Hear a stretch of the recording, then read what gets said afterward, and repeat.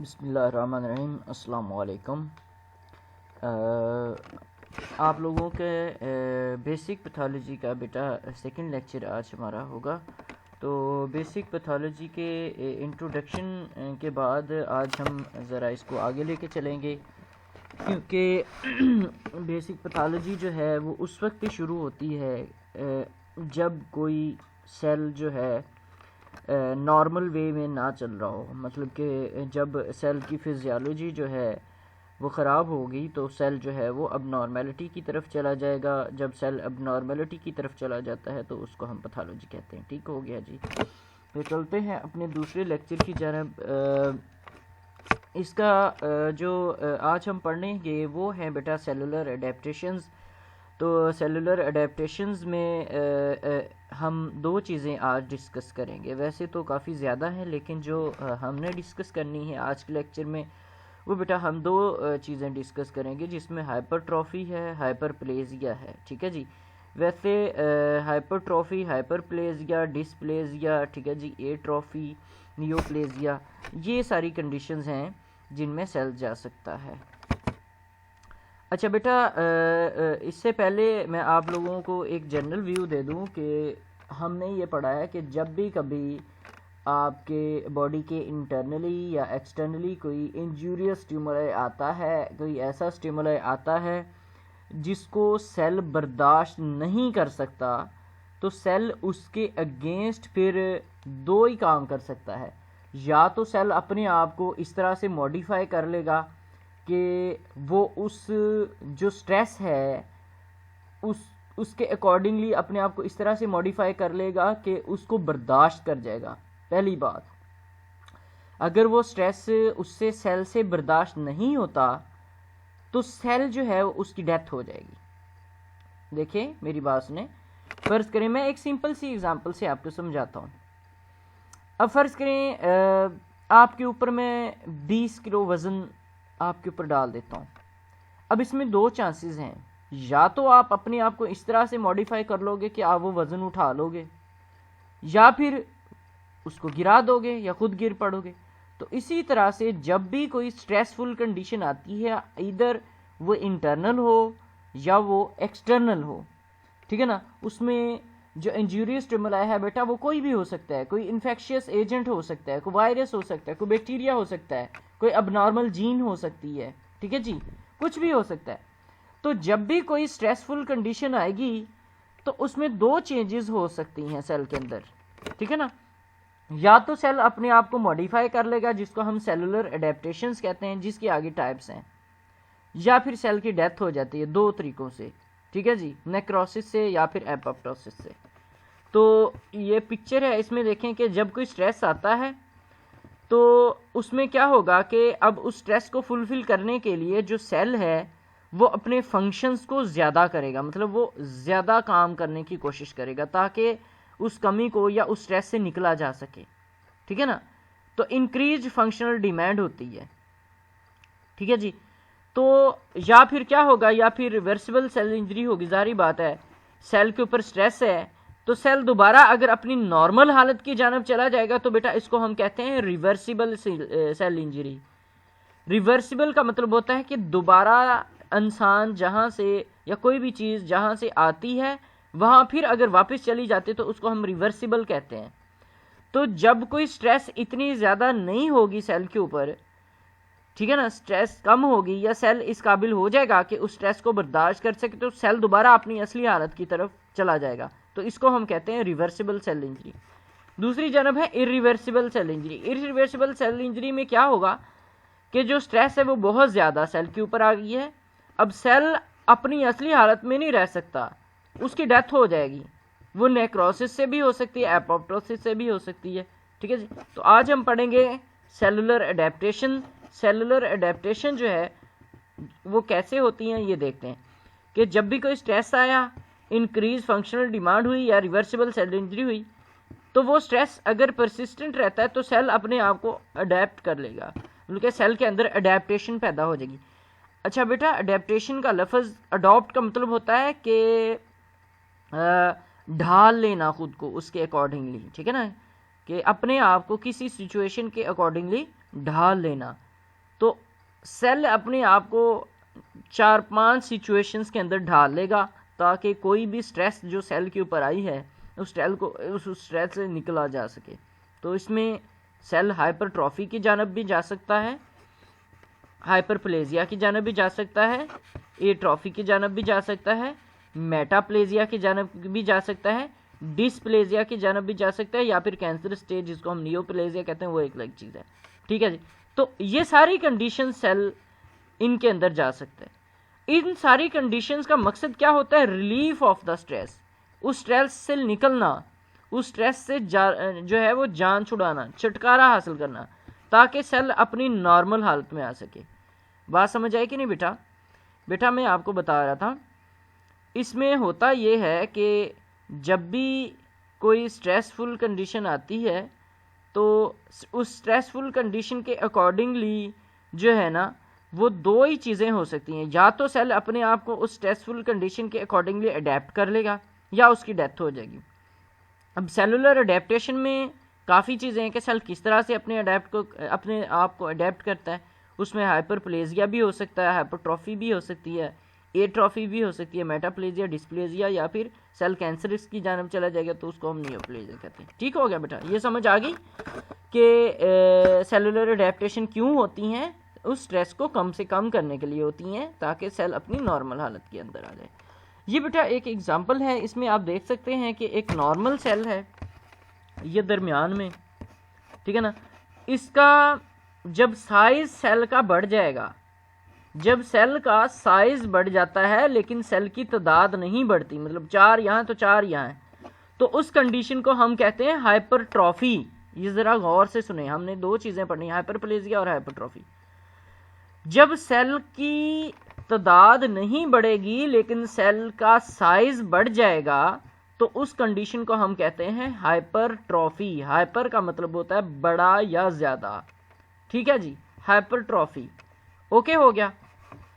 अच्छा, दूसरी जानब क्या है कि जब सेल की तादाद बढ़ जाएगी लेकिन सेल का साइज नहीं बढ़ेगा। दोबारा सुने, हाइपरप्लेजिया में क्या है? सेल की तादाद बढ़ गई है। ये देखें 4 यहाँ थे तो यहाँ कितने हो गए हैं? 4 4 8 4 12 और 4 16। सेल की तादाद बढ़ी है लेकिन सेल का साइज नहीं बढ़ा तो उसका हम क्या बोलेंगे? हाइपरप्लेजिया। ओके हो गया। तो हाइपरट्रॉफी में सेल का साइज बढ़ता है और तादाद सेम रहती है, जबकि हाइपरप्लेजिया में सेल का साइज सेम रहता है लेकिन सेल की तादाद बढ़ती है। ओके। तीसरी चीज जो सेलुलर अडेप्टेशन है वो है एट्रॉफी। एट्रॉफी में सेल का साइज बढ़ने की बजाय या सेल की तादाद बढ़ने की बजाय कम हो जाती है। ओके हो गया। यह है तीसरी अडेप्टेशन। चौथी अडेप्टेशन क्या है? मेटाप्लेजिया। मेटाप्लेजिया में क्या होगा कि सेल जो है, सेल की जो मॉर्फोलॉजी है वो चेंज हो जाएगी, मतलब कि सेल के अंदर डिफरेंट टाइप्स के सेल जो है वो टिश्यूज के अंदर बनना शुरू हो जाएंगे। सेल अपने आप को चेंज कर लेगा, सेल अपनी मॉर्फोलॉजी को चेंज कर लेगा, मतलब कि अगर स्क्वैमस सेल है तो वो कोबाइडल बन जाएगा। ठीक है जी, ये चौथी अडेप्टेशन होगी। ठीक है जी। और इसके बाद क्या है? डिस्प्लेजिया। डिस्प्लेजिया में डिफॉर्मिटीज हो जाती हैं। ये देखें सेल जो है वो हाइपरप्लेजिया के बाद भी डिस्प्लेजिया वाली स्टेट में चला जा सकता है और मेटाप्लेजिया के बाद भी डिस्प्लेजिया वाली कंडीशन में जा सकता है। तो these are the cellular adaptation. वो मैं दोबारा यहाँ पे मैंने लिखी हैं, ये देखें सेल जो है वो किस तरह की अडेप्टेशन में जा सकता है? Hypertrophy, hyperplasia, atrophy, metaplasia, aplasia, dysplasia या फिर कैंसर स्टेज जिसको हम नियोप्लेजिया कहते हैं। तो सबसे पहले हमने जो चीज़ डिस्कस करनी है सेलुलर अडेप्टेशन में बेटा वो है हाइपरट्रॉफी। हाइपरट्रॉफी क्या है? हाइपरट्रॉफी में देखें, hypertrophy refers to increase in the size of the cell. Cell का साइज बढ़ेगा, उससे क्या होगा? जब सेल का साइज बढ़ेगा तो बेटा जिस सेल ने मिलकर टिश्यू बनाया है उस टिश्यू का भी साइज बढ़ जाएगा, तो उस ऑर्गन का भी साइज बढ़ जाएगा। That result in increase in the size of affected organ. बात समझ आ गई कि नहीं? फर्ज किया बेटा, देखें एक ऑर्गन है छोटी सी एग्जांपल में लेता हूँ, उसमें 100 सेल्स हैं। जब उनका साइज बढ़ जाएगा तो रिजल्टेंट क्या होगा, उस ऑर्गन का भी साइज बढ़ जाएगा, ठीक है ना। So hypertrophied organ has no new cells. ये बात बहुत ज़्यादा अहम है कि जो हाइपरट्रॉफिड ऑर्गन है उसके अंदर कोई नए सेल नहीं बनेंगे, बल्कि क्या होगा, जस्ट लार्जर सेल। वही सेल हैं, नए सेल नहीं होंगे, बल्कि वही सेल हैं जिनकी जो के साइज में बड़े हो गए। तादाद उनकी वही है, लेकिन उनका जो साइज है सेल्स का वो क्या हो गया है, वो बढ़ गया है, मतलब कि ज़्यादा हो गया, ठीक है ना। तो हाइपरट्रॉफी में नए सेल नहीं बनेंगे, बल्कि उन्हीं सेल्स की जो है, उन्हीं सेल्स का जो साइज है वो क्या हो जाएगा बेटा, वो बढ़ जाएगा, ठीक है जी। अच्छा, इसके बाद अगली बात देखें कि it is usually occurs in organ in which proliferation and mitosis are restricted. ये बात क्या है देखें जी, इसको समझने की कोशिश करें। बेटा सिर्फ उन सेल्स के अंदर हाइपरट्रॉफी होगी जिनके अंदर प्रोलिफरेशन और माइटोसिस नहीं हो सकती। अब प्रोलिफरेशन क्या है, प्रोलिफरेशन कहते हैं माइटोसिस के ज़रिए सेल्स की तादाद ज़्यादा होना। तो जब सेल्स की तादाद उन ऑर्गन्स के अंदर जिनके अंदर सेल्स की तादाद ज़्यादा नहीं हो सकती, लेकिन ज़रूरत है कि ऑर्गन का साइज़ बढ़े, तो फिर उस ऑर्गन का साइज़ सेल की तादाद से तो बढ़ नहीं सकता, तो फिर सेल का साइज़ बढ़ना शुरू हो जाता है, जिससे उस ऑर्गन का साइज़ बढ़ जाता है। तो उसको हम फिर क्या बोलेंगे, हाइपरट्रॉफी। ओके हो गया। अच्छा, जैसा कि स्केलेटल मसल और हार्ट मसल्स, आपके स्केलेटल मसल्स और हार्ट मसल्स के जो सेल्स हैं उनकी तादाद बढ़ने से ज़्यादा, अगर सेल का ऑर्गन का साइज ज़्यादा करना है तो सेल्स का साइज बढ़ जाएगा, तादाद उतनी रहेगी, साइज बढ़ जाएगा, ठीक है जी। तो ये हाइपरट्रॉफी है। इसकी फिर दो आगे फॉर्म्स हो सकती हैं, मतलब कि जो हाइपरट्रॉफी है वो दो वजूहात की वजह से हो सकती है, या उसकी दो आगे किस्में हैं, या तो फिजियोलॉजिकल हाइपरट्रॉफी हो जाएगी या फिर पैथोलॉजिकल हाइपरट्रॉफी हो जाएगी। फिजियोलॉजिकल हाइपरट्रॉफी आपको पता है कि ऐसी कंडीशंस जो कि गैर बीमारी वाली होंगी, मतलब कि बीमारी वाली कंडीशंस नहीं है, लेकिन ज़रूरत है कि सेल का जो साइज़ है वो बढ़ जाए, तो उसको हम बोलेंगे फिजियोलॉजिकल। अगर किसी बीमारी की वजह से सेल का साइज़ बढ़ता है तो वो पैथोलॉजिकल हाइपरट्रॉफी हो जाएगी। ये देखें, इसमें अब इसकी एग्जांपल है यही कि जिसमें आप एक्सरसाइज जब करते हैं तो आपके जो मसल्स हैं ट्राइसेप्स और बाइसेप्स वो बढ़ जाते हैं, उनका साइज़ बढ़ जाता है, ठीक है ना, जिसकी वजह से सिक्स पैक्स वगैरह ये इस तरह के ये नज़र आते हैं। आप रेसलर्स वगैरह को भी देख सकते हैं, या वो जो जिम वगैरह करते हैं, ठीक है ना। उससे क्या होता है, उससे जो सेल का साइज़ है वो बढ़ जाता है, तादाद उतनी रहती है।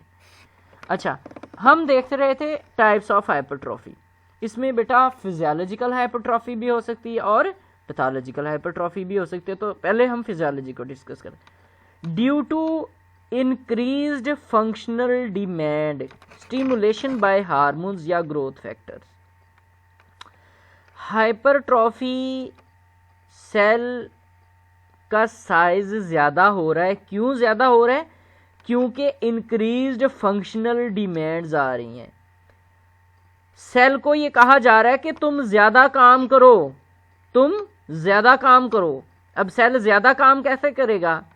देखो भाई, एक बच्चा छोटा है, उसको अगर कहा जाए भी तुम ज़्यादा काम करो तो वो कहेगा मेरा तो साइज़ छोटा है, मैं ज़्यादा काम कैसे कर सकता हूँ। तो अगर ज़्यादा काम करवाना है तो किसी बड़े साइज़ वाले से करवाएं, ठीक है ना। तो इसी तरह से जब इंक्रीज्ड फंक्शनल डिमांड्स होगी तो सेल क्या करेगा? सेल अपने साइज़ को ज़्यादा कर लेगा, ताकि जो इंक्रीज्ड फंक्शनल डिमांड्स हैं जो ये कह रही हैं कि ज़्यादा काम करो, उन डिमांड्स को पूरा किया जा सके। ठीक हो गया। तो ये दो वजूहात की वजह से फिजियोलॉजिकल हाइपरट्रॉफी हो सकती है, जैसा कि या तो हार्मोन्स आकर उसको कहेंगे कि भाई अपने साइज़ को ज़्यादा कर लो, या फिर ग्रोथ फैक्टर। तो मोस्ट कॉमन जो स्टिमुलस है फिजियोलॉजिकल हाइपरट्रॉफी के लिए वो है इंक्रीज्ड वर्कलोड, मैकेनिकल स्ट्रेस। ठीक है जी। मतलब कि वही एग्जांपल है कि जब आप एक्सरसाइज करते हैं तो आपकी जो बॉडी है उसमें ट्राइसेप्स और बाइसेप्स मसल जो है उनका बल्क, उनका साइज ज़्यादा हो जाता है और उनकी जो बॉडी है वो एथलीट्स की, वो आपने देखी है कि उसमें जो मसल्स हैं वो स्ट्रॉन्ग हो जाते हैं। ठीक है जी, जैसा कि प्रेग्नेंट यूट्रस।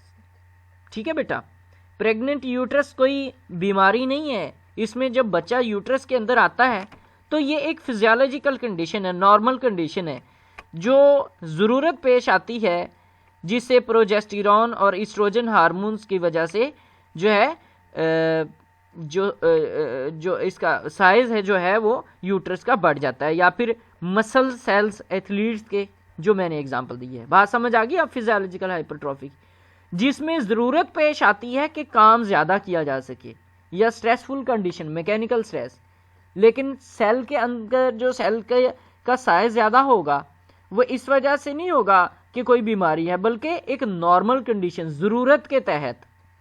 ठीक है ना, अगर ज़रूरत के तहत सेल का साइज बढ़ेगा तो उसको हम फिजियोलॉजिकल हाइपरट्रॉफी करेंगे, अगर किसी बीमारी की वजह से सेल का साइज बढ़ता है तो उसको हम पैथोलॉजिकल हाइपरट्रॉफी कहते हैं। It is called the adaptive hypertrophy. इसमें क्या होगा, जैसा कि cardiac muscle hypertrophy in chronic hypertensive patient, मतलब कि जिनमें बहुत ज़्यादा पुराना हीमोडायनामिक डिसऑर्डर है, मतलब कि इंक्रीज्ड वर्कलोड है, उनकी खून की नालियों में प्लेक श्लैक जमा हुआ है, लिपिड शिपिड जमा हुआ है, जिसकी वजह से दिल को ज़्यादा काम करना पड़ रहा है। ठीक है ना, तो ये है पैथोलॉजिकल हाइपरट्रॉफी। देखे ना, एक बीमारी वाली कंडीशन। इसकी वजह क्या है, एगोनिस्ट हैं और ग्रोथ फैक्टर्स हैं, जैसा कि pathology of the stomach in the pyloric stenosis, ये इसकी एग्जांपल है। ठीक हो गया बेटा। तो जो आपकी जो हाइपरट्रॉफी थी उसकी भी दो वजूहात सामने आई है, एक है फिजियोलॉजिकल हाइपरट्रॉफी और दूसरी जो है बेटा वो कौन सी है, पैथोलॉजिकल हाइपरट्रॉफी।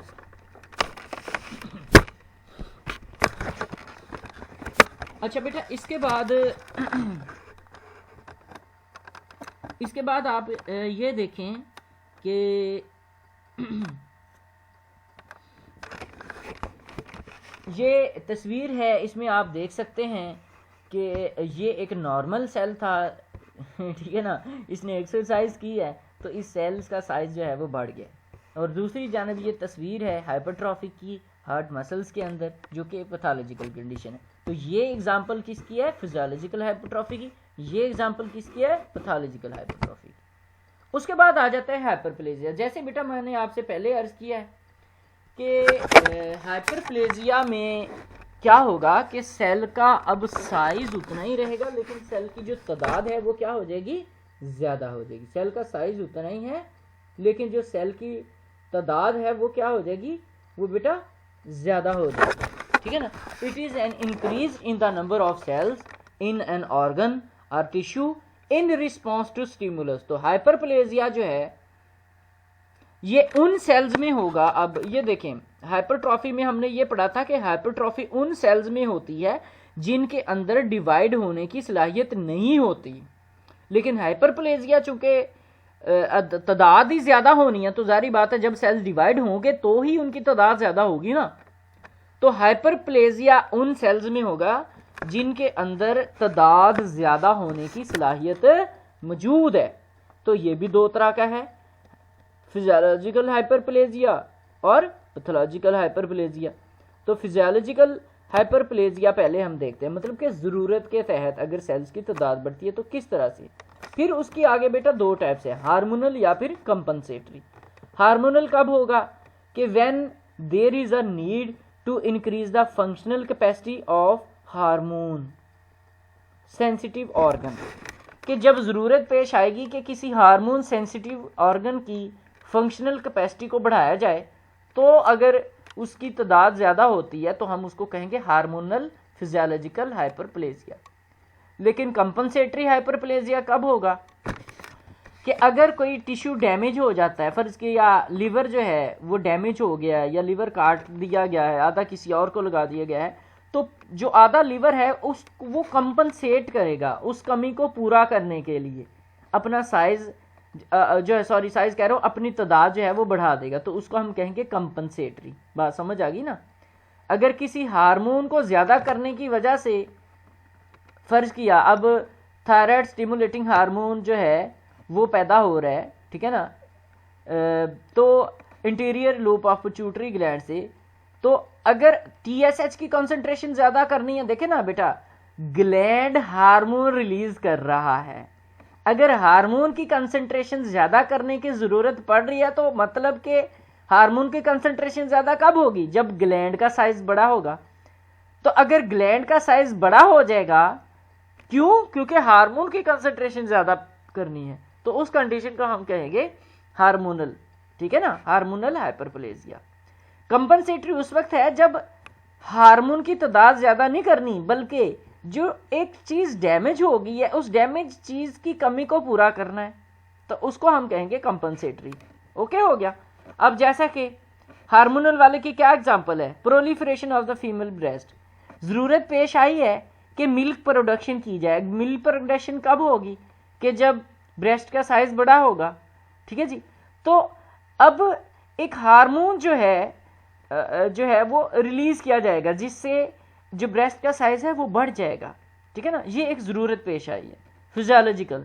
और कंपनसेटरी ये भी एक ज़रूरत है, ये भी फिजियोलॉजिकल है, लेकिन कब, कि जब लीवर जो है किसी इंसान का जो है वो काट के किसी दूसरे को लगाया जाता है या उसमें कोई डैमेज हो जाता है, तो जो बचा हुआ लीवर है वो उस कमी को पूरा करने के लिए अपना जो तादाद है वो ज़्यादा कर लेगा।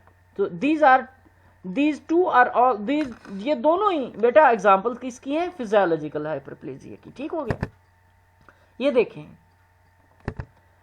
उसके दूसरी जानब हम जाते हैं तो हमें पता चलता है कि पैथोलॉजिकल हाइपरप्लेजिया भी है। पैथोलॉजिकल हाइपरप्लेजिया क्या है, most of the pathological hyperplasia is caused by excessive या inappropriate actions of the hormone. बेटा पैथोलॉजी बीमारी को कहते हैं, तो जारी बात है अगर इनअप्रोप्रिएट हार्मोन आ जाएंगे या ग्रोथ फैक्टर आ जाएंगे तो फिर क्या होगा, उससे अबनॉर्मेलिटी की वजह से सेल की तादाद ज़्यादा होगी। इसकी एग्जांपल्स क्या है, endothelial hyperplasia, endometrium hyperplasia, benign prostate hyperplasia, या फिर वायरल इन्फेक्शन कोई भी हो सकती है, ठीक हो गया बेटा। अच्छा, इसमें देखें ये एक प्रोस्टेट ग्लैंड दिखाया गया है। प्रोस्टेट ग्लैंड जो है वो मेल्स के अंदर होता है, लेकिन मोस्टली मेल्स के अंदर प्रोस्टेट ग्लैंड हाइपरप्लेजिया की वजह से उसका साइज़ जो है वो ज़्यादा हो जाता है। ये देखें, ये साइज़ पहले कम था, अब साइज़ उसका ज़्यादा हो गया, जिसकी वजह से ये जो पेशाब वाली नाली है ये दब जाएगी। जब दब जाएगी तो पेशाब जो है वो खारिज करने में रुकावट पेश आती है, तो इसको फिर सर्जिकली रिमूव किया जाता है। ये एक पैथोलॉजिकल कंडीशन है। मैकेनिज़्म क्या है, मैकेनिज़्म जो है वो इसका ये है कि हाइपरप्लेजिया जो है वो किसकी वजह से होगा, ग्रोथ फैक्टर के ज़्यादा होने की वजह से और प्रोलिफरेशन की वजह से, मेच्योर सेल्स की प्रोलिफरेशन की वजह से, उनकी तादाद ज़्यादा होने की वजह से, that causes increase in the output of the new sales and from the stem tissues. मतलब कि नए सेल फिर कहाँ से बनेंगे, स्टेम टिश्यूज़ से, ठीक हो गया। अच्छा बेटा, फिजियोलॉजिकल हाइपरप्लेजिया की एक और एग्जांपल है कि जब ज़रूरत पेश आती है कि फ़र्ज़ की ऑक्सीजन की कमी है, तो बोन मैरो के अंदर भी जो है हाइपरप्लेजिया होगा, जिसकी वजह से ज़्यादा रेड ब्लड सेल जो है वो प्रोड्यूस किए जाएंगे। ये भी एक एग्जांपल है। उसमें क्या होता है कि उसमें एरिथ्रोपोइटिन हार्मोन जो है वो रिलीज़ किया जाता है। एरिथ्रोपोइटिन जो है क्या करता है कि रेड ब्लड सेल जो है उनकी तादाद को ज़्यादा बढ़ाते हैं, ठीक हो गया। अच्छा, और जो पैथोलॉजिकल हाइपरप्लेजिया उसमें ये देखें एंडोमेट्रियल हाइपरप्लेजिया है, ठीक है ना। जब ये देखें कि ईस्ट्रोजन क्या करता है, it is brought to a head that raising the level of progesterone usually after 10 to 14 days before the end of the menstrual period. तो क्या होगा कि जो आफ्टर मेंस्ट्रुएशन जो एंडोमेट्रियम जो है उसके सेल्स को वहाँ से खारिज किया जाता है, तोड़ के निकाला जाता है। तो ये एक एग्जांपल है पैथोलॉजिकल हाइपरप्लेजिया की। इसके अलावा वायरसेस की वजह से भी हो सकता है, ठीक है ना। वायरसेस जैसा कि पेपिलोमा वायरस है, जो ये मोके शोके जिसको वार्ड्स कहते हैं, इनमें क्या होता है कि जो आपकी स्किन है वो स्किन के सेल्स जल्दी जल्दी से डिवाइड होना शुरू हो जाते हैं और एक मैस बन जाता है जिसको आप मोका कहते हैं या इसको वार्ड्स कहते हैं, ठीक है ना। तो ये है इसकी एग्जांपल, ठीक है ना। क्या है कि वायरस क्या करता है कि वायरस जो है इंटरफेयर करता है होस्ट प्रोटीन्स के साथ, और होस्ट प्रोटीन्स के साथ इंटरफेयर करके प्रोलिफरेशन करवाता है सेलुलर।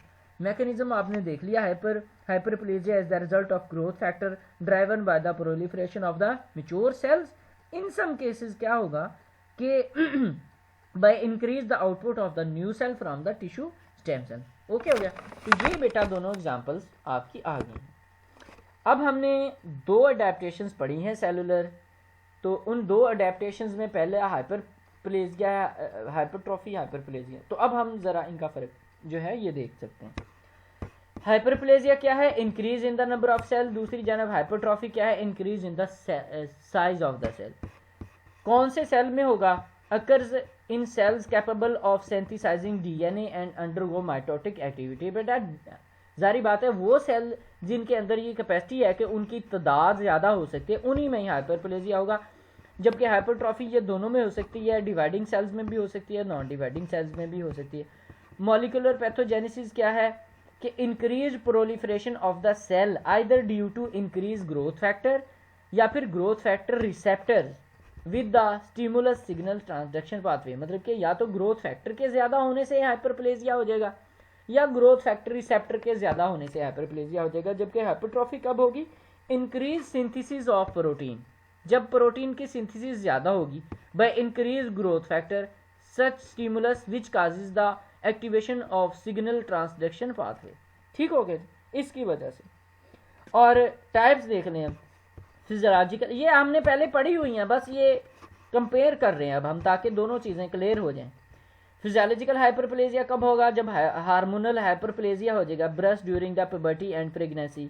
कंपनसेटरी हाइपरप्लेजिया वही कि जब लीवर जो है वो पार्शियल हेपेटेक्टमी होगी, मतलब कि लीवर को जब निकाला जाएगा। और हाइपरट्रॉफी की क्या टाइप्स हैं? यूट्राइन मायोमीट्रियम इन प्रेगनेंसी, ठीक है ना। यूट्रस जो है, मायोमीट्रियम जो यूट्रस की अंदर वाली लेयर है, मस्कुलर लेयर, ठीक है ना, उसके अंदर जो है स्मूथ मस्कुलर लेयर जो है उसका साइज ज़्यादा होता है। पैथोलॉजिकल कंडीशन में हाइपरप्लेजिया क्या है? Endometrial hyperplasia and benign prostate hyperplasia और hyperplasia in the skin during warts. जबकि इसमें पैथोलॉजिकल कंडीशन क्या है? मायोकार्डियल हाइपरट्रॉफी या hypertrophy of the smooth muscles at pylorus leading to the stenosis, ठीक है ना। ये मैदे का जो निचले वाला हिस्सा है, ऊपर वाले हिस्से को कार्डिक और नीचले वाले को पाइलोरिक कहते हैं। अच्छा, मार्फोलॉजी। मार्फोलॉजी क्या है? Increase cell number with increase the number of mitotic figure. इसमें क्या है? Increase the size of the cell. Neomegaly, nucleomegaly. Nucleomegaly से क्या मुराद है? न्यूक्लियस का साइज भी ज़्यादा हो जाता है। इलेक्ट्रॉन माइक्रोस्कोपी में जब देखेंगे तो हमें हाइपरप्लेजिया में इंक्रीज डीएनए और टिपिकल माइटोसिस नजर आएगी, जबकि हाइपरट्रॉफी में increase number of organelles and increase synthesis of DNA and RNA, क्योंकि न्यूक्लियोमिगैली है ना, और मायोफिलामेंट्स आपको नजर आ जाएंगे। आउटकम क्या है? Regresses after removal of stimulus. In case of neoplastic transformation it will not regress, मतलब कि वापस अपनी हालत में आ जाता है, बजाय इसके कि नियोप्लास्टिक। बेटा नियोप्लास्टिक कैंसर स्टेज को कहते हैं, उस हालत में अपनी हालत में नहीं आएगा सेल, अदरवाइज अपनी हालत में आ जाएगा।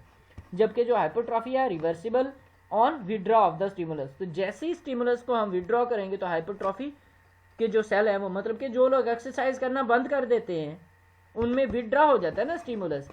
एक्सरसाइज करेंगे तो हाइपरट्रॉफी की वजह से उनके मसल्स बड़े हो जाएंगे, अगर एक्सरसाइज छोड़ देंगे तो वो दोबारा अपनी असली हालत में आ जाएंगे। तो ये एग्जांपल्स हैं। ओके हो गया, थैंक यू सो मच बेटा। आज हमने जो डिस्कस किया है, हमने डिस्कस किया है सेलुलर एडेप्टेशन। सेलुलर एडेप्टेशन क्यों होती हैं कि जब भी कोई इंजूरियस स्टिमुलाई आएगा तो सेल अपने आप को अडेप्ट कर लेगा ताकि उस इंजूरियस स्टिमुलाई की वजह से बचा जा सके। उसमें वो सेलुलर एडेप्टेशन काफ़ी किस्म की हैं, जिसमें हाइपरट्रॉफी है, हाइपरप्लेजिया, एट्रॉफी है, मेटाप्लेजिया, एप्लेजिया, डिस्प्लेजिया और कैंसरस कंडीशन जिसको हम नियोप्लेजिया कहते हैं। तो सिर्फ बाकी को छोड़ के हम दो को डिस्कस करेंगे। हाइपरट्रॉफी, हाइपरट्रॉफी में सेल का साइज ज़्यादा होता है, सेल की तादाद वही रहती है, उन सेल्स में होगा जिन सेल्स के अंदर प्रोलिफरेशन और माइटोसिस की एबिलिटी नहीं है। इसकी दो टाइप्स हैं, फिजियोलॉजिकल और पैथोलॉजिकल, ठीक है। हाइपरप्लेजिया क्या है? इसमें सेल की तादाद ज़्यादा होगी लेकिन सेल का साइज उतना ही रहेगा, उन सेल्स में होगी जिनके अंदर डिवाइड होने की कैपेसिटी मौजूद है। ठीक हो गया, ये भी दो टाइप्स के हैं। फिजियोलॉजिकल और पैथोलॉजिकल। फिजियोलॉजिकल आगे फिर दो टाइप के हैं, हार्मोनल और कंपनसेटरी, जो मैंने आपको बता दी। ठीक हो गया बेटा। फिर उसके बाद हमने उन दोनों का कंपैरिजन किया टेबल के ज़रिए। आई थिंक आप लोगों को समझ आ गई बेटा। अगर फिर भी किसी को कोई प्रॉब्लम है, समझ नहीं आती, बहुत खुशी होगी कि आप लोग मुझे बताएं, ताकि मैं उस मेथड को उसको चेंज करके कोई अच्छा समझने वाला मेथड लूँ। सजेशंस दें आप। Thank you so much. अल्लाह हाफिज़।